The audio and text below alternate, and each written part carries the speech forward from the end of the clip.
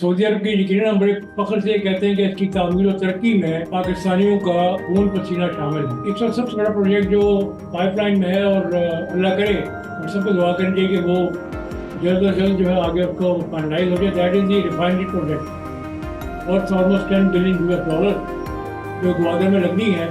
ये सऊदी अरब का सबसे बड़ा इन्वेस्टमेंट प्रोजेक्ट होगा पाकिस्तान में। SIFC जो है, जो हमारी काउंसिल बनी है नई, उसके प्रीव्यू में काफ़ी सारे प्रोजेक्ट जो है वो आगे कॉर्पोरेट फार्मिंग है, माइनिंग सेक्टर है। इसमें Saudis are coming up in good number and they are trying to invest. वो इन्वेस्टमेंट अगर आई तो उससे काफ़ी कुछ होगा, उसमें अपॉर्चुनिटीज क्रिएट हो सकती हैं। यहाँ पे ऐसे बहुत से स्टूडेंट्स हैं जो लाइक ज़िंदगी भर वो लोग सऊदी अरब में रहते हैं और फिर हायर एजुकेशन के लिए अनफॉर्चुनेटली वो लोग पाकिस्तान आ जाते हैं। तो मैं ये कहना चाह रही थी कि जैसे यहाँ पे सेमेस्टर ब्रेक्स वगैरह होते हैं तो हम लोग अपनी फैमिली के पास वापस चले जाते हैं। लेकिन ये जो 1 मंथ होते हैं सेमेस्टर ब्रेक का, ये बेसिकली इसलिए होता है ताकि लोग इंटर्नशिप्स वगैरह कर लें। और हम लोग क्योंकि अपनी फैमिली के पास चले जाते हैं तो हमारे 1 मंथ बेसिकली वेस्ट हो जाता है। तो क्या ऐसे कोई मौके हैं कि हम लोग इंटर्नशिप्स कर सकें? एक्सपीरियंस है, now women can get more easy job than man. बहुत सारी जगहों पे हमारे बहुत सारे ऐसे लोग हैं जो बहुत अच्छा काम कर रहे हैं और पाकिस्तान का नाम पैदा कर रहे हैं। हम चूंकि बहुत नेगेटिव हो गए हैं बहुत सारे मामलात में, हम हमेशा ये सोचते हैं कि हमारा पासपोर्ट देख के अगला बिल्कुल अलग साइड में खड़ा कर देता है। तो ऐसा नहीं है। अल्हम्दुलिल्लाह पाकिस्तान का नाम है, पाकिस्तान को लोग पहचानते हैं, पाकिस्तान को लोग मानते हैं और आप लोग ही मनवा रहे हैं। मैं कौंसल जनरल साहब का फिर दुनिया मानती है, हम हम खुद ही मानते हैं अपने आप को। अजमेर ये कि दुनिया में मानते हैं कि हम नहीं मानते अपने आप। जी सर, यही मसला है कि दुनिया मानती है, हम नहीं मानते। एनडी यूनिवर्सिटी का अगेन बहुत बहुत शुक्रिया और हमारी तरफ से आपके लिए हमेशा अवेलेबल है। Anything which we can do to promote education in Pakistan, to promote our university, higher education, we are your disposal sir, always always.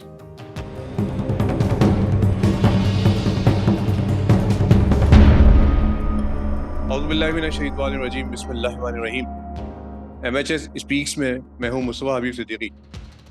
हमने आज कौंसल जनरल सऊदी अरब जद्दा मौज़म खालिद मजीद साहब को दहमत दी है आपके साथ गुफ्तगू के लिए। और मौजू हमारा ये है कि सऊदी अरब के अंदर पाकिस्तानी के लिए जो अपॉर्चुनिटीज़ है वो क्या है। और वो एजुकेशन सेक्टर भी हो सकता है और दीगर हवालों से भी हम बात कर सकते हैं। मैं कौंसल जनरल साहब का भी मशहूर हूँ कि वो यहाँ तो हमें उन्होंने वक्त दिया है और ख़ासतौर पर NED का मशहूर हूँ डॉक्टर सरोज हशमत लोधी साहब का शुक्रिया अदा करता हूँ जिन्होंने हमेशा इज़्ज़त दी और हम कुछ ऐसे टॉपिक्स पे बात करने के काबिल हुए जिस पे अमूमन हमारी मीडिया की नज़रें नहीं होती। इसीलिए ये सारा काम किया गया है और मैं इसीलिए अपना चैनल लेकर आया हूँ। डॉक्टर नुमान साहब से दरख्वास्त करूंगा कि हमारे कौंसल जनरल साहब को NED में आप वेलकम कीजिएगा, फिर हम बाकायदा सेशन का आगाज़ करते हैं।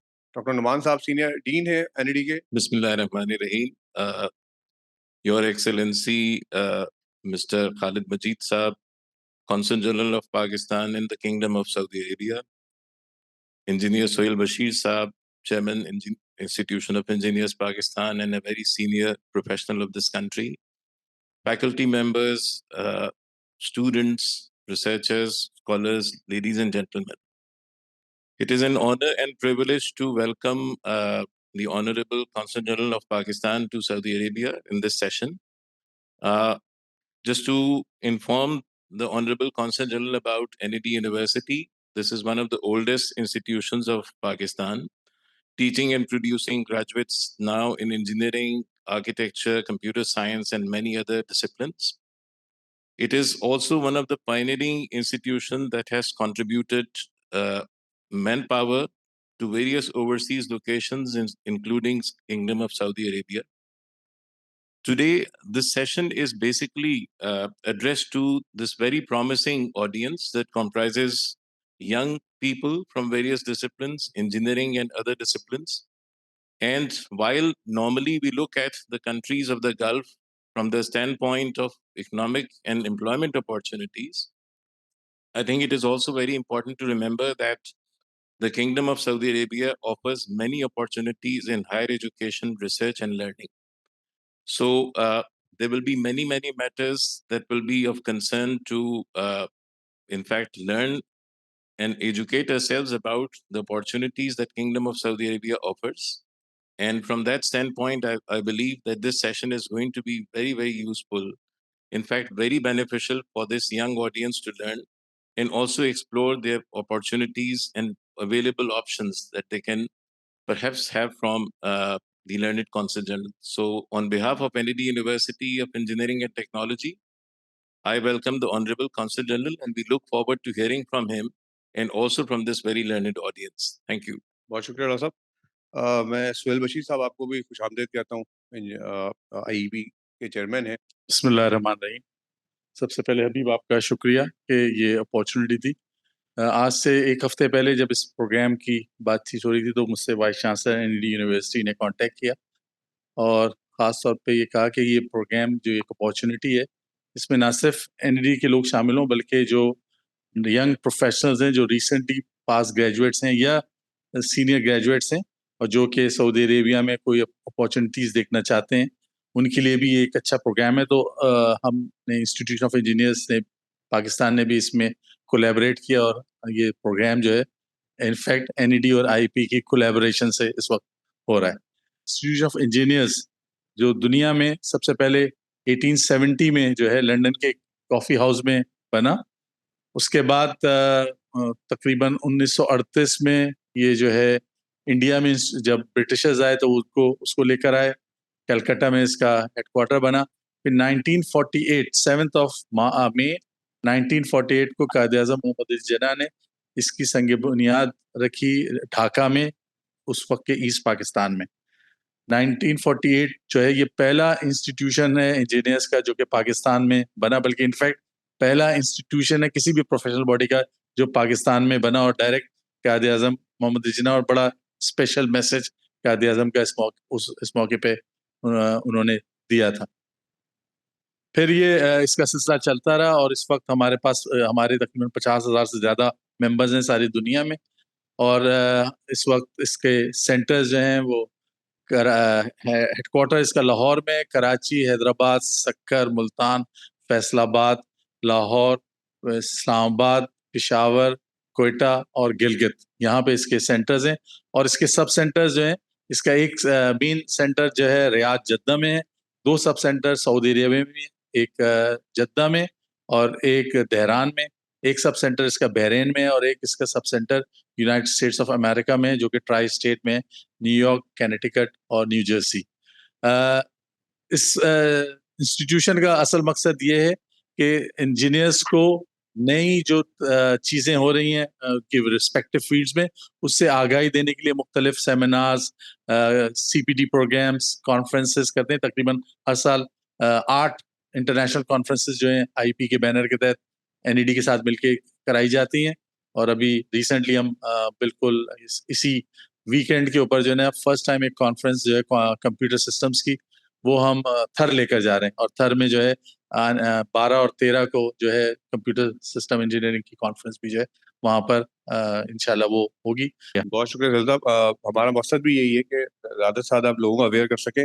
अब मैं कौंसल जनरल साहब से दरख्वास्त करूंगा कि वो हमारे तलबा से, हमारे आईईपी के या जो लोग मौजूद हैं एनईडी की फैकल्टी से मुखातिब हो, और जो मौजू है हमारा वो यही है कि सऊदी अरब में पाकिस्तानियों के लिए क्या अपॉर्चुनिटीज़ हैं। कौंसल जनरल साहब इस पर आपके सामने बात रखेंगे। वहाँ जो कुछ वो देख रहे हैं, जो कुछ हमारा वहाँ कौंसल जनरल या हमारा सफा खाना जो कुछ वहाँ कर रहा है, उस बारे में बताएंगे आपको।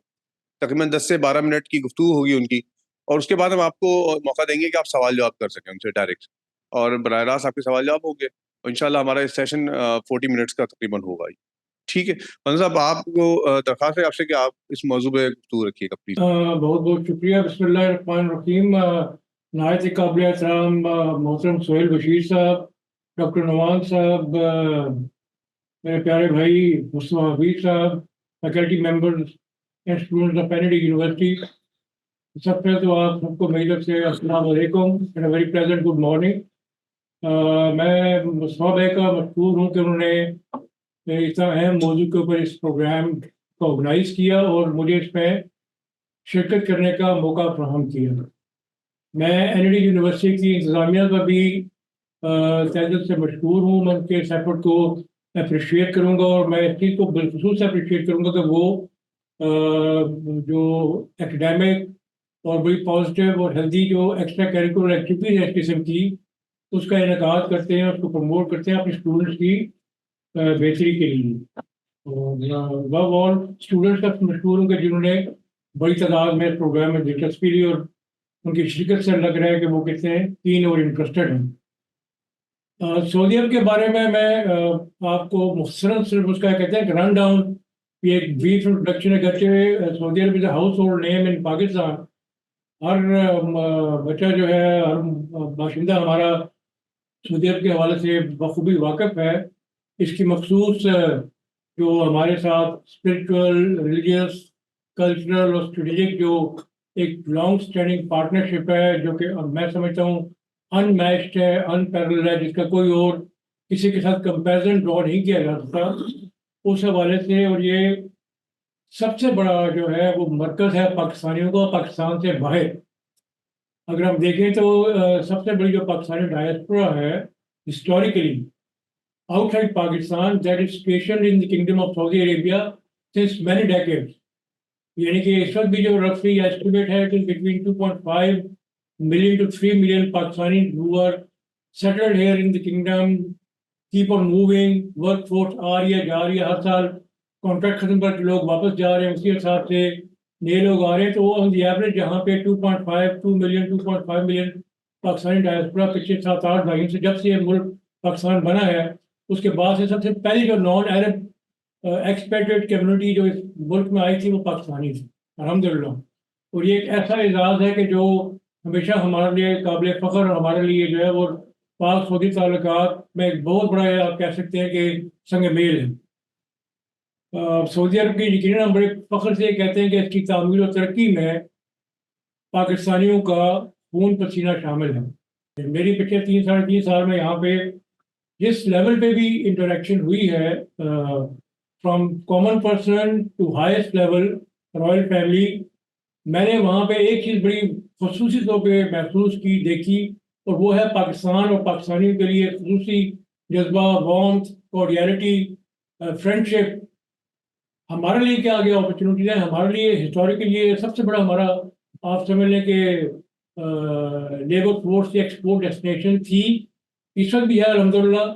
लास्ट ईयर हमारे record broken more than 500,000 labour force जो है वो किंगडम में आई है, which is a record for the last 15 year. और इस साल भी अल्हम्दुलिल्लाह अभी तक के जो फिगर पिछले साल के 2023 के हैं, मोर देन 400,000। तो यानी कि यहाँ हमारा यानी कि जो खपत है वो यकीनन है और रहेगी। जो नियॉन सिटी डेवलप कर रहे हैं, जो mega city on the north west side of Tabuk region, Egypt के पास और जॉर्डन के पास जो नया सिटी है, वो दुबई मॉडल पे सारा बेस्ड है, न्यू एंड ग्रीन सिटी। और उसमें टूरिज्म को बहुत ज़्यादा प्रमोट करने का इनका प्रोग्राम है। और बाकी ये पूरा जो वेस्टर्न इनका जो एरिया है, कोस्ट है अलॉन्ग रेड सी, उसको ये इन्होंने डेवलप करना है into touristic hub all along the western coast up to Jeddah, starting from Neom up to Jeddah। तो वहाँ पे बेइंतहा यानी कि कंस्ट्रक्शन हो रही है, आगे होटल इंडस्ट्री ने प्रमोट होना है, टूरिज्म और सेटेलाइट सिटीज बनेंगे बेइंतहा। तो वो जो skilled and semi skilled and unskilled labour की जो रिक्वायरमेंट है वो तो इस मुल्क में डेफिनेटली आगे कंटिन्यू करेगी। Then they have also mashallah got the right to host 2030 Expo, and they have also submitted their bid for 2034 FIFA World Cup। तो ये भी होपफुली इनको मिल जाएगा। तो वो अगले 10 साल तक का जो उनका जो मैं इन्वेस्ट कर रहा हूँ कि बेइंतहा यहाँ पे इंफ्रास्ट्रक्चर डेवलपमेंट और construction sector, hospitality industry, tourism industry, sports और आईटी, क्योंकि बहुत चीज़ें जो ऑटोमेट हो रही है यहाँ पे, प्रोग्राम सारी चीज़ें, सॉफ्टवेयर को बहुत ज़्यादा प्रमोट किया जा रहा है, आईटी इंडस्ट्री को बेइंतहा प्रमोट किया जा रहा है यहाँ पे, तो उसका बेइंतहा स्कोप है। तो ये वो सेक्टर्स हैं जो कि हमारे लिए आगे आई कैचिंग है, जिन पे अगर हम थोड़ा सा फोकस करें तो ये हमारे लिए गेनफुल एम्प्लॉयमेंट का बहुत बड़ी अपॉर्चुनिटी, गुड विल ऑलरेडी है, कपल्ड विद अगर हम अपने टेक्निकल स्किल्स को डेवलप करके इनकी रिक्वायरमेंट के मुताबिक अपनी वर्क फोर्स तैयार करके भेज सकें तो मैं नथिंग लाइक इट। तो हमारे लिए आगे बेइंतहा पोटेंशियल। तो मैं बात को मुझसे करके बहुत लंबी हो गई है। बहरहाल ये है कि सऊदी अरब एक पाकिस्तान का की स्ट्रेटेजिक पार्टनर था, है और रहेगा अल्हम्दुलिल्लाह। वन, सेकेंडली ये हमारे लिए इकोनॉमिक प्रॉस्पेरिटी का एक बहुत बड़ा जरिया है। आप ये देखें कि सबसे बड़ी लेबर फोर्स का मरकज़ है हमारा। जितनी पाकिस्तान को फॉरेन रेमिटेंस आती है सालाना, उसका 1/4 alone is contributed by our work force from kingdom of Saudi Arabia. यानी पिछले 3-4 साल से लगभग $8 बिलियन प्लस की जो रेमिटेंसेज हैं वो अलोन सऊदी अरब कंट्रीब्यूट कर। तो आप ये देख लें कि वो कितना बड़ा ये सोर्स है हमारे लिए एम्प्लॉयमेंट जनरेशन का, हमारे लिए इकोनॉमिक स्टेबिलिटी का। ये जो $8-10 बिलियन पाकिस्तान जाता है, ये in terms of Pak rupees, अगर आज के आप एक्सचेंज रेट पे देखें तो goes to almost 2 trillion rupees, more than 2 trillion rupees. तो 2 ट्रिलियन रुपीज आपके हर साल जो इंजेक्ट हो रहा है आपकी इकोनॉमी में, वो अलोन सऊदी अरब से हो रहा है। अस्सलाम वालेकुम। जी जी मेरा नाम इंजीनियर निसार अहमद है। मैं एक्चुअली फ्लूइड टेक्नोलॉजी को रिप्रेजेंट करता हूँ, which is a company dealing in water and waste water, specialising in desalination. मैं एक्चुअली एक पॉइंट को हाईलाइट करना चाह रहा हूँ कि हमारे यहाँ बेसिकली हम लोग गल्फ कंट्रीज़ की जब भी बात करते हैं तो एम्प्लॉयमेंट के हवाले से फोकस कर रहे होते हैं ना। तो हमारी जो डायरेक्शन है, मेरे ख्याल में थोड़ा सा फोकस करने की ज़रूरत है कि जो हमारे यहाँ इंजीनियरिंग सर्विसेज हैं और एक्सपोर्ट का जो पोटेंशियल है हमारे टेक्सटाइल के अलावा, उसमें मेरे ख्याल में अगर थोड़ा सा फोकस ज़्यादा किया जाए तो मेरे ख्याल में हमारी मैन पावर भी अच्छे तरीके से यूटिलाइज हो सकती है और हम उन रिसोर्सेज को या उन अपॉर्चुनिटीज़ को कैपिटलाइज कर सकते हैं इस वक्त सऊदी अरेबिया में स्पेशली, जहाँ लोग दूसरे मुल्कों से आके अपॉर्चुनिटीज़ को ग्रैब कर रहे हैं। तो जैसे आपने फरमाया अभी कि हमारे ताल्लुकात इतने अच्छे हैं, तो हमारे एम्बेसी और कौंसल जनरल जो हैं वो अगर इस डायरेक्शन में काम करें कि जो इंजीनियरिंग सर्विसेज या इंजीनियरिंग प्रोडक्ट्स यहाँ कंपनीज बना रही हैं विद नो एक्सेप्शन के कंसल्टेंसी सर्विसेज भी हमारे यहाँ बहुत अच्छी हो रही हैं, तो उनको अगर इनक्रेज किया जाए और ये बेसिकली एक रिसोर्स की रेमिटेंस के मुकाबले में जब एक्सपोर्ट हमारी हो रही होगी तो वो मेरे ख्याल में जो है वो फिनोमिनल होगी। तो मेरी रिक्वेस्ट ये है कि मैं अपने एरिया को भी हाईलाइट करना चाहूँगा कि वाटर वेस्ट वाटर और डिसैलिनेशन हमारी स्पेशलिटी है यहाँ पाकिस्तान में, हम कर रहे हैं, हम एक्सपोर्ट भी कर रहे हैं। एयर कंडीशनिंग के अंदर हमारा बहुत ज़बरदस्त काम हो रहा है। हमारे यहाँ बहुत से ऐसे एरियाज़ हैं, कंस्ट्रक्शन के अंदर जो है बहुत अच्छा काम हो रहा है। तो उसका आफ्टर इफेक्ट ये होगा कि हमारे जो लोग वहाँ से ग्रूम करके आएंगे, 10-15 साल का स्पैन है, तो यहाँ पर भी हमारे लिए जो है वो डेवलपमेंट होगी और मेरे ख्याल में हम उससे जो अर्निंग कर सकते हैं, जैसे हम कॉटन को सिर्फ एज अ रॉ मटेरियल भेज देते हैं, ठीक है। लेकिन अगर उसको हम वैल्यू एडेड करके भेजें तो मेरे ख्याल में उसकी प्राइस ज़्यादा होगी। तो इसी तरह से मैं एम्प्लॉयमेंट की बात कर रहा हूँ कि रिसोर्सेज को यहाँ यूटिलाइज करके वहाँ प्रोजेक्ट्स को ग्रैब किया जाए और वहाँ अगर मेरे ख्याल में आप लोग हेल्प करें तो यहाँ से कंपनीज को प्रमोट करें तो ज़्यादा बेहतर हो। Thank you. किसी को भी अगर बाहर जॉब लेनी होती है तो एक बीच में मोड है एजेंसीज, एजेंट मौजूद होते हैं जो कि आपको बोलते हैं कि हम आपको वीज़ा लगवा के देंगे, आपकी जॉब लगवा के देंगे। इवन मेरे जो पड़ोसी थे, एक बंदे को सेम वीज़ा ₹1,00,000 में मिला, दूसरे बंदे को हम हाईलाइट के मिले उसको 3 लाख में मिला, 4 लाख में मिला। तो इसमें गवर्नमेंट क्या काम कर रही है? एम्प्लॉयमेंट अपॉर्चुनिटीज को हाईलाइट करने का हरगिज ये मकसद नहीं है कि हम बाकी सब चीज छोड़ के सिर्फ एम्प्लॉयमेंट के ऊपर फोकस करें। ये गिवन है बेसिकली।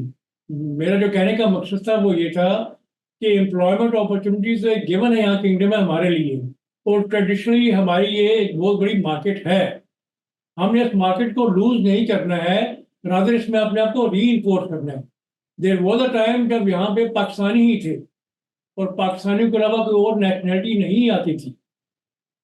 अनलाइक यूएई जहाँ पे हमारे साथ पैरेलल बाकी नेशनैलिटीज भी आ गई थी, किंगडम में हमारा एक बहुत बड़ा जो एडवांटेज था वो ये था कि यहाँ पे पाकिस्तानी डोमिनेट कर रहे थे और हमारे होते हुए किसी और को शुरू में मौका नहीं मिला यहाँ पे आके अपना इन्फ्लुएंस झाड़ने का। But incidentally over a period of time अब देयर आर 2 अदर नेशंस, हमारी नेबर नेशंस हैं जो हमारे यानी कि 2 मिलियन फिगर क्रॉस कर गई हैं। उनकी लेबर फोर्स यहाँ पे मोर देन 2 मिलियन हो गई है। India is almost catching us up, और फिर बांग्लादेश है जिसके अब 2 मिलियन के ऊपर यहाँ वर्क फोर्स है, ऑलमोस्ट पैरेलल टू अस। तो यानी कि वो हमारा जो एडवांटेज था वो हम इसमें जो गिवन एडवांटेज था हमारा वो हम लूज करते जा रहे हैं। तो मेरे कहने का मकसद ये है कि ये हमारे पास एक बहुत बड़ा एक गिवन है, तो इसको तो हम लूज ना करें, पहली बात ये है। But having said that does not mean कि हम अपने आप को डाइवर्सिफाई ना करें। Of course there is no substitute to export. आप एक्सपोर्ट करेंगे, एक्सपोर्ट के लिए आपके पास एक्सपोर्ट सरप्लस होना चाहिए, वन। सेकेंडली आपके पास उस क्वालिटी का एक्सपोर्टेबल मटेरियल भी हो जो कि दूसरे मुल्क को एक्सेप्टेड हो। अब किंगडम की इंपॉर्टेंस एक और लिहाज से इसकी भी है कि kingdom is a standard bearer for the entire OIC region. OIC के 50+ कंट्रीज जो हैं वो यानी कि they look towards kingdom as a standard bearer. तो जो स्टैंडर्ड सऊदी अरब सेट करता है दैट मीन कि ये बाकी तमाम ओआईसी मेंबर स्टेट्स में प्रीडोमिनेटली अफ्रीकन स्टेट्स में वो एक्सेप्टेड है। तो हम एक मुल्क के स्टैंडर्ड्स को अचीव करके आप समझ लें कि आपके पास पूरा अफ्रीकन रीजन जो है almost by and large open हो गया है। तो उस किंगडम से लोन नहीं है हमारे लिए एक्सपोर्ट के लिए, हमें पूरा रीजन आगे सप्लाई कर रहा है। तो जो आप बात कर रहे हैं बिल्कुल ठीक कर रहे हैं। हमारी जो बेसिक इंडस्ट्री है, अब आप जो इंजीनियरिंग प्रोडक्ट्स की बात कर रहे हैं, they constitute third in our list of exportable item. Number 1 हमारा फूड आइटम्स है, यहाँ पर एक्सपोर्ट होती है। राइस है, बाकी जो है फिशरीज है, वाइट मीट है, बाकी चीज़ें जो भी हैं। Then is the textile and third is the engineering products, जिसमें सर्जिकल इंस्ट्रूमेंट भी आए थे, बाकी आपके फार्मिंग का जो बेसिकली इक्विपमेंट है वो आता है। तो I think we also have to look and improve our standards also to be able to meet Saudi standard.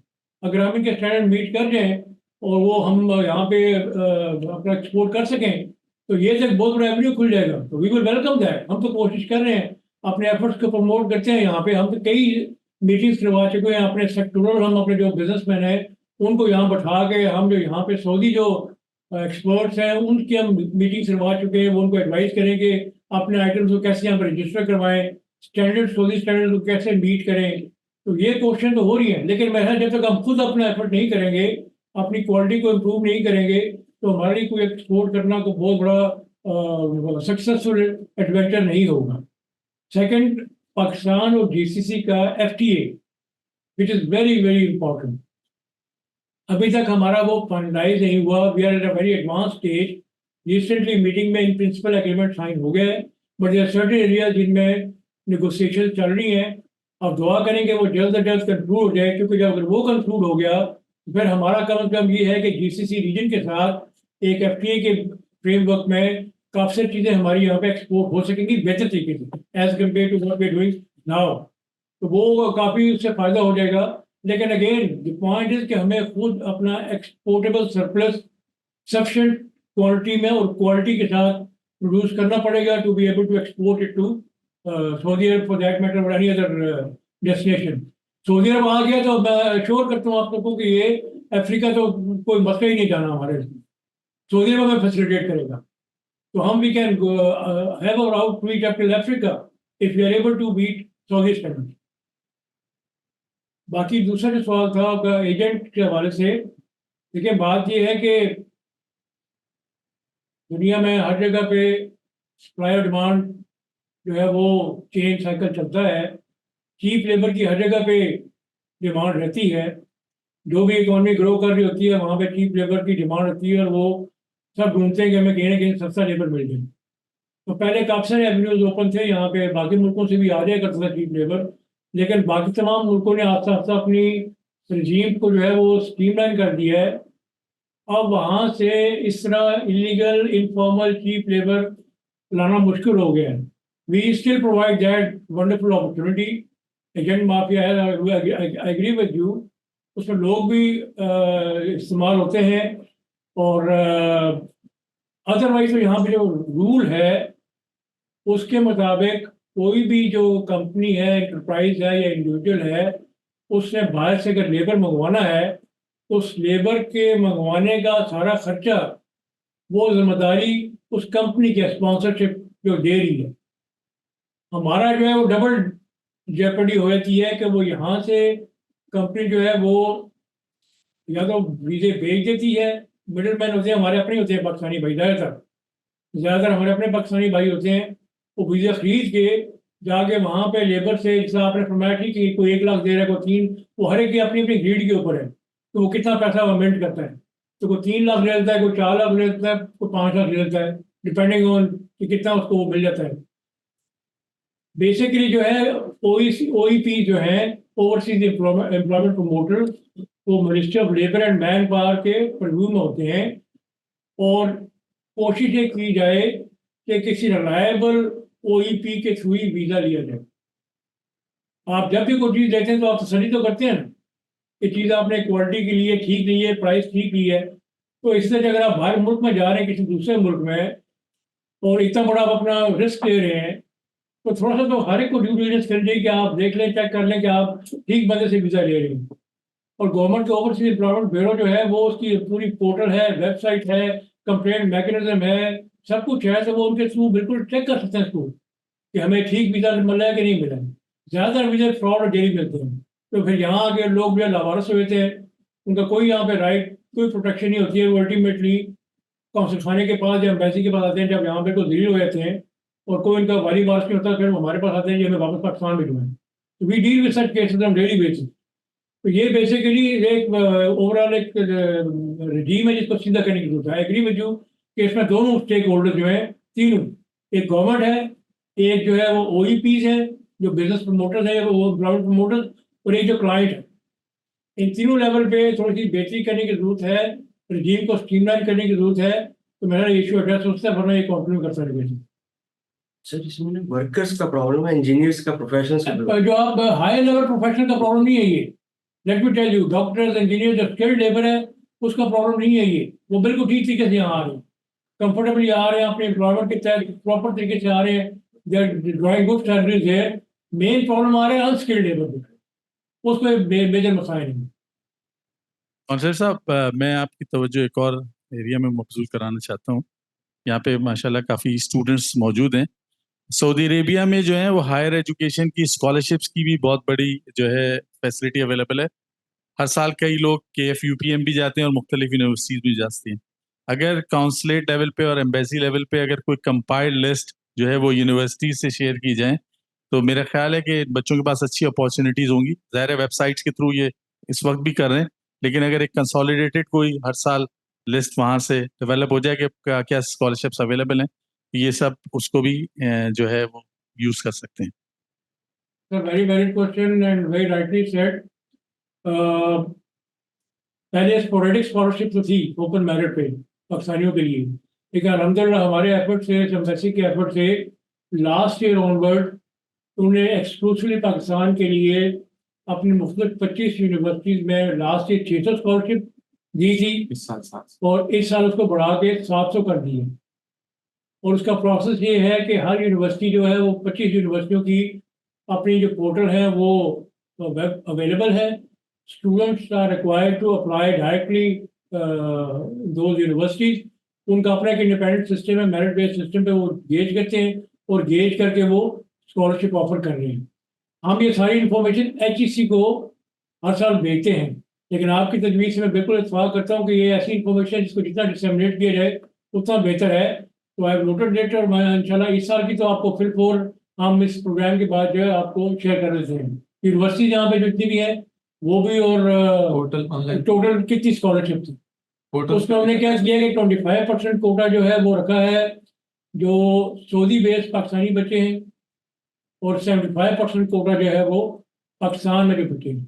और बड़ी अट्रैक्टिव स्कॉलरशिप है, फुली फंडेड है, graduation, post graduation, PhD degree programme है पूरे फुल फ्लेज। उसमें यानी कि family के साथ भी जो मैरिड है उनको आने की फैसिलिटी है। स्टाइपेंड मिलती है महीने की ऑलमोस्ट 1900 रियाल, प्लस जो है वो खाना subsidise, accommodation free, medical free. तो काफ़ी अच्छी यानी कि अट्रैक्टिव पैकेजेस हैं। बच्चों का भी बच्चों का मेडिकल भी फ्री है, अगर बच्चे मैरिड है और बच्चे भी साथ लेके आए वो भी फ्री। जी सर, हमने लास्ट ईयर में ख्याल में आपके साथ ही यहाँ एक फोरम किया था इसी वाले से कि सऊदी अरब में पाकिस्तानी यूनिवर्सिटीज़ के लिए क्या, पाकिस्तानी यूनिवर्सिटीज़ में सऊदी अरब की यूनिवर्सिटीज़ में पाकिस्तानियों के लिए क्या मौक़े हैं, इस हवाले से हमने कुछ किया था जिसमें आपने पूरी तफसीलात दी थी, और वो मैंने पूरी तफसीलात उसकी शाया की थी अपने दुनिया फोरम में। यहाँ कुछ और बच्चे हैं जो सवालात करना चाहते हैं।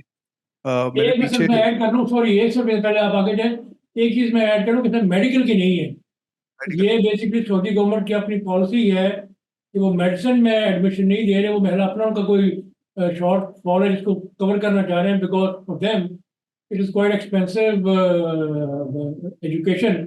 वो फिलहाल प्रायोरिटाइज करें अपने बच्चों को। तो मेडिकल पब्लिक यूनिवर्सिटीज़ हैं, प्राइवेट में one can come and take admission, but public universities में मेडिकल का वो नहीं इनकरेज कर रहे फॉरेन स्टूडेंट्स को। बाकी तमाम फील्ड ओपन है। सर मेरे सर्कल के अंदर बहुत सारे लोग हैं जो कि मिडिल ईस्ट साइड पे, सऊदी अरब साइड पे जाना चाह रहे होते हैं।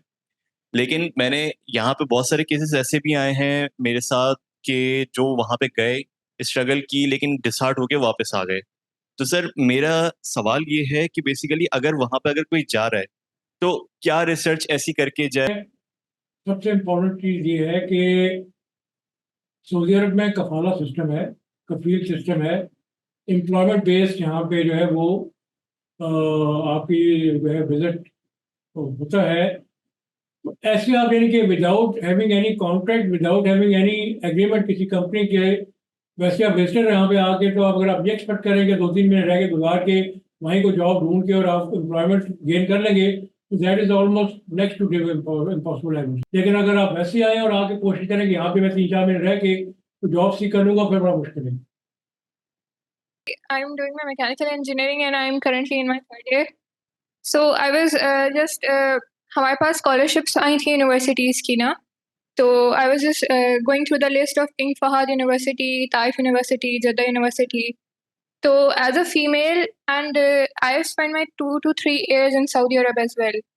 So मतलब वहाँ अभी भी women को engineering, because I was looking for masters और मैं mechanical engineering कर रही हूँ, so I will be expecting कि मुझे कोई mechanical का ही major course मिले जिसमें मैं masters करूँ. So there weren't much opportunities for women in engineering. मेरा नहीं ख्याल कि आपको ऐसे किस्म की डिस्क्रिमिनेशन पहली है। Women are very independent here now. They have been given almost all the बल्कि rather इस वक्त तो आपको तमाम इंटरनेशनल एरियाज में, एयरपोर्ट पे, रेस्टोरेंट में, मुख्तलिफ जॉब मार्केट में आपको वुमेन नजर आएंगी। कुछ स्टूडेंट्स ऐसे होते हैं जो कि सऊदी अरब से पढ़कर आते हैं, मतलब कि वहाँ पे अरबिक स्कूल्स में, और वो लोग जो है अरबिक लैंग्वेज में भी फ्लुएंट होते हैं। तो कोई ऐसी प्रेफरेंसेस हैं उन स्टूडेंट्स के लिए सेमेस्टर एक्सचेंज प्रोग्राम्स की या फिर जॉब अपॉर्चुनिटीज़ जिसमें अरबिक लैंग्वेज को प्रेफरेंस दी जाए और वो अपनी अरबिक लैंग्वेज स्किल्स को यूज़ करके और जो है वहाँ पर जॉब सीख कर सकें? देखिए, एक्सचेंज प्रोग्राम तो फिलहाल सऊदी अरब की कोई यूनिवर्सिटी हमारे किसी यूनिवर्सिटी के साथ एंगेज नहीं कर रही है, which is not good sign for us. I think हमारा तो जिस तरह के इनके ताल्लुकात हैं उस हिसाब से तो हमारी इनके साथ बेइंतहा वो इंटरेक्शन होनी चाहिए। I would rather encourage, I am willing to facilitate जो को भी इंटरेस्ट है। अभी तक मुझे अपने 3-3.5 साल में 10 वाई यूनिवर्सिटी लगी है, ये डायरेक्टर यहाँ 2-3 दफ़ा तशरीफ ला चुके हैं, and they are very actively pursuing some sort of collaboration with some Saudi university. तो अगर हमारी यूनिवर्सिटी भी एफर्ट करें तो हम तो फैसिलिटेटर का रोल पूरी तरह प्ले करने को तैयार हैं। बाकी अरबिक लैंग्वेज की आपने बात की है तो आपको इनहेरेंट एडवांटेज है। जब आप अप्लाई करें ऑनलाइन जॉब्स के लिए तो आपने CV में आप ये मेंशन करें स्पेसिफिक, आपको जरूर प्रेफरेंस मिलेगी। आई कैन एश्योर यू, क्योंकि अरबी लैंग्वेज तो यहाँ पे प्रेफरेंस दी जाती है, इसमें कोई शक नहीं है। इवन हम प्रेफरेंस देते हैं अपने काउंसिल खान में एम्प्लॉयमेंट के लिए अरबिक लैंग्वेज को। तो आप अपने CV में इसको करें और जब आप वहाँ जॉब के लिए अप्लाई करें सऊदी अरब में तो अपना मेंशन करें, तो इंशाल्लाह आपको बिल्कुल प्रेफरेंस मिलेगी। कोई स्पेसिफिक एक्सक्लूसिव ऐसा कोई इनिशिएटिव नहीं है, लेकिन डेफिनेटली आई एम श्योर, जो मेरा अपना एक्सपीरियंस यहाँ पे है कि अगर आप अपनी अरबिक लैंग्वेज की क्वालिफिकेशन को भी मेंशन करें अपने CV में तो you will get a preference. अस्सलाम वालेकुम, मैं इंजीनियर सारा रशीद हूँ और कंस्ट्रक्शन इंडस्ट्री में 9 साल से जॉब कर रही हूँ प्लानिंग एंड कॉन्ट्रैक्ट्स डिवीजन में। और सर मेरा सवाल ये है कि I have been applying at different websites, LinkedIn और डिफरेंट डायरेक्टली क्लाइंट को अप्रोच करती हूँ और मैं अप्लाई करती हूँ, लेकिन every time I get the response के unfortunately you haven't been selected and we have been move forward with someone else. So what's the reason behind? Because अल्हम्दुलिल्लाह मैं प्रोजेक्ट मैनेजमेंट प्रोफेशनल हूँ, इस इंडस्ट्री में civil engineer हूँ, planning and contracts department को deal करती हूँ, 9 साल से जॉब कर रही हूँ, मास्टर्स ऑफ प्रोजेक्ट मैनेजमेंट हूँ, रिसेंटली मैंने बिल्डिंग इंफॉर्मेशन मॉडलिंग में सर्टिफिकेशन की है। You are as competent as anyone else. It's just a luck basically. आपको मैं तो रिकमेंड करूँगा कि बेहतर है कि जो हमारी ओवरसीज एम्प्लॉयमेंट ब्यूरो है उसकी वेबसाइट के थ्रू आप करें कि वो क्रेडिबल है। वहाँ जो कंपनी ऐड देती हैं वो क्रेडिबल कंपनीज होती हैं और वो वाकई जॉब सीकर वो को बंदे चाहिए होते हैं। They are looking for employment. आप उनके थ्रू करिए। लिंक्डइन प्राइवेट जो है they are not reliable. We never know कि वो वाकई कंपनी है एग्जिस्ट भी कर रही है, नहीं कर रही है, क्या कर रहे हैं क्या नहीं कर रहे हैं। तो बेहतर है कि जो क्रेडिबल मीन्स एंड चैनल्स हैं, ऑफिशियल चैनल्स अवेलेबल है, हमारे पास है channel available. Overseas employment bureau हमारा गवर्नमेंट का अदारा है जो सारा ये कर रहा होता है, सुपरवाइज कर रहा होता है। जितनी भी यहाँ पे एम्प्लॉयमेंट की अपॉर्चुनिटीज क्रिएट होती है वो उनकी वेबसाइट पे भी आती हैं, तो आप उनके थ्रू अप्लाई करें, इंशाल्लाह I am sure you will get somewhere some good job. ठीक है सर, अब आखिरी सवाल की तरफ जा रहे हैं। जी रिपीट करता हूँ for the information of all, दो अदारे हैं, bureau of immigration and overseas employment corporation sorry. और आप ये हमारे कौंसल खाने की मैं आपको ईमेल एड्रेस भी दे देता हूँ। आपको कहीं रोल कहीं नहीं कुछ और हो रहा है तो आप स्टेट में just send us an email. Sir email address अगर आप बता दें तो यहाँ बच्चे नोट कर लेंगे।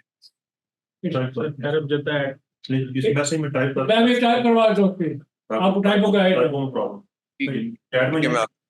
You can approach me directly. आप कितना मुझे आप ईमेल कर दें, मैं अपने किसी न किसी मुतलका ऑफिसर की जिम्मेदारी लगा के आपके साथ एंगेज कर लेंगे and will try to help you out इंशाल्लाह। सबके लिए ओपन फॉर ऑल। बहुत शुक्रिया सर, बहुत शुक्रिया जी। आखिरी सवाल की तरफ जी। अस्सलाम वालेकुम सर। मेरा नाम एहसन सलीम है सर। मेरा एक क्वेश्चन है, मैं सिविल इंजीनियरिंग का स्टूडेंट हूँ। तो सर यहाँ पर सऊदी अरब में कितने नंबर ऑफ एक्सचेंज प्रोग्राम है हम सिविल इंजीनियर्स के लिए? और सर दूसरा ये कि पाकिस्तान और सऊदी अरब में जो कोलैबोरेटिव प्रोजेक्ट्स चल रहे हैं तो सर इसमें हम कितना कंट्रीब्यूट कर सकते हैं? Thank you sir. Very interesting question. फिलहाल तो कोई एक्सचेंज प्रोग्राम नहीं है, ये मैंने पहले भी किया है कि there is a need to have exchange programmes.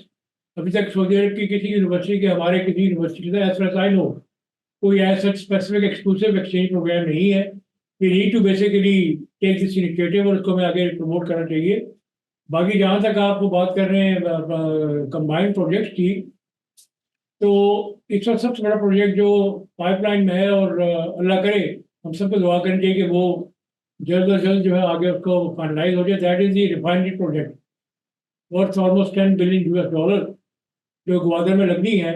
ये सऊदी अरब का सबसे बड़ा इन्वेस्टमेंट प्रोजेक्ट होगा पाकिस्तान में, तो उस पर हम काफ़ी एडवांस स्टेज पे नेगोशिएशंस के, होपफुली टू स्टार्ट सून, क्योंकि हमारे लिए बड़ा इम्पोर्टेंट है। ये डेली 300,000 बैरल ऑयल को जो है वो रिफाइन कर सकते हैं, जो हमारी रिक्वायरमेंट का बड़ी हद तक वो पूरी करेगा। तो उस लिहाज से यानी कि ये बड़ा इंपॉर्टेंट प्रोजेक्ट है इसमें है। बाकी और तो बेताशा इन्वेस्टमेंट के छोटे मोटे प्रोजेक्ट्स हो, अब जो नया हमारा SIFC जो है, जो हमारी काउंसिल बनी है नई, उसके प्रभु में काफ़ी सारे प्रोजेक्ट जो है वो आगे कॉर्पोरेट फार्मिंग है, माइनिंग सेक्टर है, इसमें Saudis are coming up in good number and they are trying to invest. वो इन्वेस्टमेंट अगर आई तो उससे काफ़ी कुछ होगा, उसमें अपॉर्चुनिटीज क्रिएट हो सकती हैं। बाकी जो है इसके अलावा रेकोडेक है, रेकोडेक का जो काफ़ी सारा शेयर जो है वो सऊदी अरब जो पाकिस्तान गवर्नमेंट ऑफ पाकिस्तान का शेयर है फेडरल गवर्नमेंट का, उसका 40% जो है वो होपफुली वो क्या सऊदी अरब जो है वो उसमें पार्टिसिपेट करे। मैं एनवायरमेंटल इंजीनियरिंग मैनेजमेंट कर रहा हूँ, डिपार्टमेंट एनवायरमेंटल इंजीनियरिंग। ठीक है सर, तो बेसिकली मेरा क्वेश्चन ये है कि मेरे लिए एनवायरमेंटल इंजीनियर कौन सी अपॉर्चुनिटीज़ है और कौन सी स्किल्स मुझे आने चाहिए और मुझे कौन सा मेथड अप्लाई करना चाहिए कि मैं वहाँ पे एम्प्लॉयड हो जाऊँ सर? देखिए, environment engineering, environment is a very important subject. आजकल तो क्लाइमेट चेंज और ये सारे इश्यू जो है ये हर मुल्क को अफेक्ट कर रहे हैं। सऊदी अरब तो खैर पॉजिटिव साइड पे अफेक्ट हो रहे हैं कि यहाँ बारिशें शुरू हो गई अलहमदिल्ला। पहले बारिशें नहीं होती थी, अब थोड़ी बारिशों की फ्रिक्वेंसी बढ़ गई है, but food security is a big issue for them. उस पर बड़ा फोकस कर रहे हैं specially after Covid, because Saudi Arab is a net importer of food products worth over $25 billion। ये दुनिया के one of the biggest food importers हैं ये। तो उस हवाले से इनको जो है यहाँ पे अपनी जो है वो एग्रीकल्चर को प्रमोट करने के लिए, they are looking for avenues, agro farming को बेहतर तरीके से डेवलप करने के लिए they are looking for avenues. तो काफ़ी सारे एरियाज हैं आपके लिए। तो बेसिकली अगर आप उस साइड पे थोड़ा सा फोकस करें तो उसमें आपकी थोड़ी काफ़ी अपॉर्चुनिटीज क्रिएट हो सकती हैं। वाटर कंजर्वेशन है, बाकी चीज़ें हैं। इसके अलावा अभी भी आप ब्यूरो की वेबसाइट पे जाएं, आपको आपके स्पेसिफिक जॉब में वो अवेलेबल है, वहाँ पे अवेलेबिलिटी आ रही है मेरे इतला के मुताबिक। खड़ा हो जाइएगा, ब्यूरो की वेबसाइट पे जाएं, आपको भी मिल जाएगा। देखें जरा, डिस्प्ले हो रही है अपॉर्चुनिटीज। और ये सवाल में मजबूरी कर लें तब आगे चलते हैं, अब कर लें, बात कर लें। इन्वायरमेंटल इंजीनियर के लिए बिल्कुल जॉब अपॉर्चुनिटी क्रिएट हुई है। अपॉर्चुनिटी ज़्यादा हो सकता है इनको जॉब मिल जाए, ऐसी बात आप ट्राई करें। सही है ना सर? अस्सलाम वालेकुम सर। जी सर मैं सिविल इंजीनियरिंग थर्ड ईयर का स्टूडेंट हूँ। हमारे थर्ड ईयर या फोर्थ ईयर के पढ़ाई के दौरान कोई इंटर्नशिप की कोई अपॉर्चुनिटी देता है सऊदी अरब, जिस तरह कनाडा वगैरह और दूसरे मुल्क देते हैं? ये मेरे बच्चे से अर्ज किया कि कोई हमारा इनके साथ एक्सचेंज प्रोग्राम अभी तक नहीं है सच। Depends on the company. अब वो बेसिकली ये कंपनी पे डिपेंड करता है, इंडिविजुअल कंपनी पे वो देना चाहे या नहीं देना चाहे, कोई ऐसा ऑर्गेनाइज इंस्टीट्यूशनल अरेंजमेंट नहीं है। मेरा क्वेश्चन बेसिक सा है कि हम क्योंकि ज़्यादातर यहाँ पर स्टूडेंट्स बैठे हुए हैं और मोस्टली ज़्यादातर फ्रेश इंजीनियर्स हैं, तो जब हम लोग फ्रेश इंजीनियर्स के बाद अप्लाई करने के लिए जाते हैं ना गल्फ के लिए, तो हार्डली 5 ईयर का एक्सपीरियंस मांगते हैं वो। यह ज़्यादातर ऐसे होते हैं कि वो गल्फ की कंट्रीज़ का एक्सपीरियंस मांगते हैं। मेरा नाम हिबा फहीम है और मैं ये कहना चाहूँगी कि यहाँ पे बहुत से बाइक आगे कर स्टूडेंट्स लिया, हैं। बाइक बेटा आगे। यहाँ पे ऐसे बहुत से स्टूडेंट्स हैं जो लाइक ज़िंदगी भर वो लोग सऊदी अरब में रहते हैं और फिर हायर एजुकेशन के लिए अनफॉर्चुनेटली वो लोग पाकिस्तान आ जाते हैं। तो मैं ये कहना चाही थी कि जैसे यहाँ पे सेमेस्टर ब्रेक्स वगैरह होते हैं तो हम लोग अपनी फैमिली के पास वापस चले जाते हैं, लेकिन ये जो 1 मंथ होते हैं सेमेस्टर ब्रेक का, ये बेसिकली इसलिए होता है ताकि ये लोग इंटर्नशिप्स वगैरह कर लें, और हम लोग क्योंकि अपनी फैमिली के पास चले जाते हैं तो हमारे 1 मंथ बेसिकली वेस्ट हो जाता है। तो क्या ऐसे कोई मौके हैं कि हम लोग इंटर्नशिप्स कर सकें, पहली चीज़। और दूसरी चीज़ ये, जैसे मेरे किसी फ्रेंड्स ने कहा था कि वुमेन को वहाँ पे इजाज़त नहीं है, क्या कहते हैं, क्योंकि वहाँ पे साउदाइजेशन है ना, तो इसकी वजह से मुझे लगता है कि वुमेन्स को इजीली अपॉर्चुनिटी नहीं मिलती कि वो लोग वहाँ पे जॉब कर सकें। तो क्या आपकी नज़र में ऐसे हैं, या कोई ऐसे मेजर्स हैं कि जो है वुमेन वहाँ पे इंटर्नशिप्स या जॉब कर सकें आसानी से फ्यूचर में? Experience says now women can get more easily job than men here in the kingdom. One. Second, unfortunately Pakistan जाना पड़ता है। भाई unfortunately Pakistan, be happy, Pakistan हमारा मुल्क है, अनफॉर्चुनेटली क्यों है? सऊदी अरब वो क्योंकि हायर एजुकेशन की फैसिलिटी प्रोवाइड नहीं करता। सर मतलब ये हाई एजुकेशन के लिए पाकिस्तान आना पड़ता है, ये मकसद है पाकिस्तान आना अनफॉर्चुनेटली पाकिस्तान आना पड़ता है, इसलिए मैं कह रहा हूँ कि वाई अनफॉर्चुनेटली फैमिली को छोड़कर आ रहे होते हैं। फैमिली तो बहरहाल इम्पोर्टेंट है ना। नहीं, पर वो ये कि मेरा तजुर्बा ये है कि यहाँ पे आजकल की बात करें, पहले की शायद ठीक कह रही हूँ, लेकिन अब की बात करें कि क्वालिफाइड वुमन है, she stand more chance to get job than male here. अब तो वहाँ पे चेंज आई बहुत। पहली बात। दूसरी बात यह है कि इंटर्नशिप की आपने बात की। इंटर्नशिप तो देखें, बात यह कि छुट्टी के दौरान कोई आप छुट्टी काटेंगे या इंटर्नशिप करेंगे, तो आगे कुछ ना कुछ एक चीज़ तो आपको सेक्रीफाइस करनी पड़ेगी। If it is required for your educational pursuits and it is required for your education qualification, वो उसमें करनी पड़ेगी। ठीक है। अच्छा सर, एक बात ये पूछना था कि अमूमन हमारे यहाँ पाकिस्तान में वहाँ अरब कंट्रीज से लोग पढ़ने आते थे बहुत ज़्यादा, एनडी में भी बहुत बड़ी तादाद आती थी, सऊदी अरब से भी आती थी। अब शायद कमी है किसी हद तक, तो क्या वजह हुई है कमी? क्या वहाँ अच्छी एजुकेशन हो गई है या कुछ ऐसे मामला हैं, या हम हमारी तरफ आना नहीं चाह रहे लोग? दोनों, बल्कि मल्टीपल फैक्टर्स हैं, कंट्रीब्यूटिंग फैक्टर्स हैं। पहला तो यह है कि उनकी अपनी एजुकेशन उन्होंने बड़ी अपडेट की है। In the last few years they have invested a lot in their training institutions, education institutions। और अब आप देखें जो वर्ल्ड रैंकिंग देखें यूनिवर्सिटीज, उसमें काफी सऊदी यूनिवर्सिटीज जो है वो टॉप यूनिवर्सिटीज में आ रही हैं। एक तो उन्होंने अपना फोकस किया बेन था यूनिवर्सिटी एजुकेशन, हायर एजुकेशन को इम्प्रूव करने में, वन। सेकेंडली शायद हम डिक्लाइन कर गए हैं, टू। एंड थर्ड ये है कि इकोनॉमिक सिचुएशन, कि वो लोग सऊदी माशाल्लाह इकोनॉमिकली डेवलप हो गए, so they look for even better universities now. They can afford to go to West and Europe and all that. वो डिग्रियां लें जिनकी वर्ल्ड वाइड ज़्यादा एक्सेप्टेंस और ज़्यादा क्रेडिबिलिटी है, तो दे हैव द ऑप्शन, तो वो फिर उसको ऑप्ट करते हैं। वरना पहले आप ठीक कह रहे हैं कि हमारी यूनिवर्सिटी से माशाल्लाह कराची यूनिवर्सिटी, बाकी गाँव में एनडी, किंग एडवर्ड यूनिवर्सिटी, यहाँ पे अक्सर सऊदी स्टूडेंट आया करते थे। अभी भी हम ऑफर करते हैं, ये नहीं कि हम ऑफर नहीं करते हैं, अभी भी हम स्कॉलरशिप ऑफर करते हैं, लेकिन एक उनकी तादाद कम है, वन। एंड सेकेंडली उसमें जो पैकेज है वो इनके लिए बहुत ज़्यादा अट्रैक्टिव नहीं है, तो ये then they prefer to go to West End. ठीक है, ठीक है सर। बस हम चूंकि हमारे प्रोग्राम का वक्त खत्म हो रहा है और जाहिर सी बात है हमारा ये 40 सेकंड का था इवेंट, लेकिन हमने इसको ज़्यादा ही आगे ले गए। मैं दरख्वास्त करूंगा कौंसल जनरल साहब से कि हमें वक्तन हमें इस तरह वक्त दे दिया करें तो कुछ हमें सीखने को मिल जाता है। और हमारे यहाँ जो स्टूडेंट्स हैं या हमारे जो पाकिस्तानी हैं उनके लिए कुछ ये महसूस होता है कि हाँ कोई कहीं ना कहीं ऐसी जगह है जहाँ हमारे कौंसल जनरल हमारे साथ काम कर रहे हैं।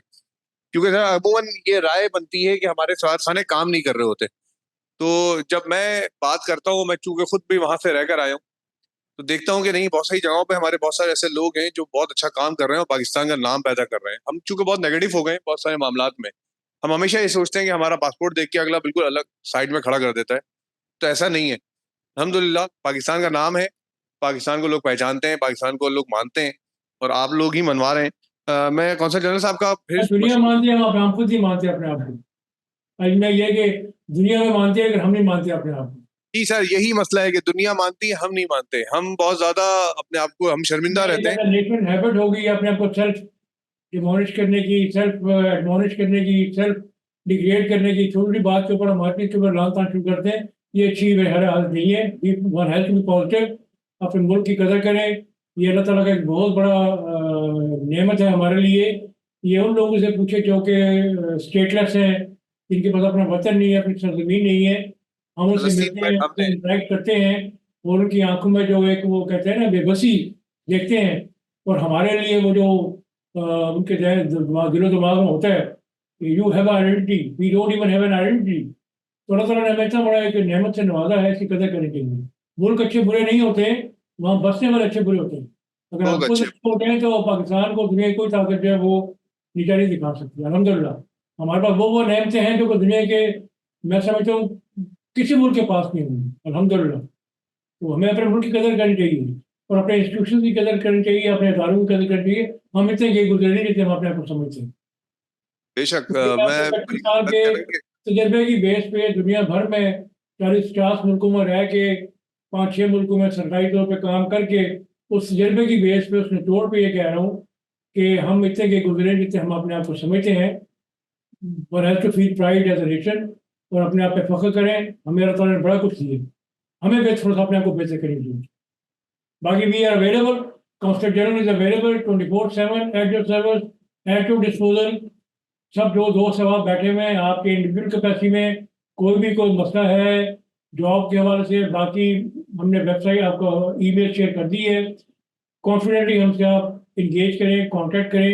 We will try our best to help you out. बाकी एनडी यूनिवर्सिटी का अगेन बहुत बहुत शुक्रिया और हमारी सर्विसेज आपके लिए हमेशा अवेलेबल है। Anything which we can do to promote education in Pakistan, to promote our university, higher education, we are at your disposal sir, always always. Thank you sir, बहुत शुक्रिया। मैं यहाँ पे ये बात भी बताना चाहूंगा कि हम अमूमन बात कर रहे होते हैं ना कि इंडिया और भारत देखें हम कहाँ चढ़ा हुआ है। मैं खुद वहाँ रहकर आया हूँ, कौंसल जनरल साहब भी इसको जानते होंगे यकीनन। उर्दू न्यूज़ जद्दा में था मैं, और उर्दू न्यूज़ जद्दा में जो अभी भी उर्दू न्यूज़ जद्दा की जो टीम लीड कर रही है वो पाकिस्तान की टीम लीड कर रही है। जो वहाँ का एडिटर है वो पाकिस्तानी है। जब मैं उर्दू न्यूज़ जद्दा गया था तो वहाँ उन्होंने जो न्यूज़ एडिटर थे हमारे अफसार सैयद साहब, अब मरूम हो गए, बहुत सीनियर, वो मौजूद थे, जबकि इंडियंस मौजूद थे, उसके बावजूद उन्होंने लीड किया। इसके साथ साथ जब मैं KSA2 चैनल गया तो वहां पर इंडियंस के मुकाबले में उन्होंने मुझे दी अपॉर्चुनिटी दी और मैं वहाँ न्यूज़ एडिटर रहा। तो इसका मतलब ये कि पाकिस्तानियों की बहुत कदर की जाती है हर जगह। हमें अपने आप को समझने की ज़रूरत है कि हम बहुत बेहतरीन लोग हैं, हमारा बहुत अच्छा मुल्क है, हम बहुत कुछ बेहतर काम कर रहे हैं और शर्मिंदा ना हो, पाकिस्तान के लिए काम करें, पाकिस्तान का नाम रोशन करें। मैं चाहूँगा कि इंशाल्लाह इस तरह के सेशन NED के ताउन से मज़ीद करता रहूँ और आप लोगों के सामने मुख्तलिफ और भी लोगों को लेकर आऊँ जिससे आप लोगों को फ़ायदा पहुँचे। मैं आखिर में एक मरतबा फिर डॉक्टर सरोज हशमत लोधी साहब का, वाइस चांसलर है जो आज मौजूद नहीं है इस वक्त हमारे साथ, मैं उनका शुक्रिया अदा करता हूँ कि उन्होंने मुझे मौका दिया। डॉक्टर नुमान साहब आपका शुक्रिया, और आपका सुहेल साहब आपने इतना वक्त दिया, और आप बच्चों का सबका। इंशाल्लाह फिर मुलाकात होगी। मेरा चैनल देखिएगा, मैंने इसीलिए डब्बा यहाँ रख दिया है ताकि नजर आए। MHS स्पीक्स के नाम से चैनल है मेरा, और इसका मकसद यही है बनाने का कि जो जी MHS_speaks, अच्छा वो ईमेल ID दे रहे हैं, वो दे रहे, वो दे दी उन्होंने, मैं इसको अपने उसमें डाल भी दूंगा।